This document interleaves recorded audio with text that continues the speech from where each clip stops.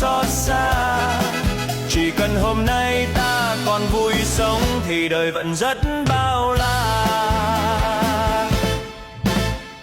Chiều xuống trầm trên con đường quen, ta nghe tim thấy vui nhiều thêm. Bao nhiêu suy tư theo gió cuốn không còn vương trên môi mềm.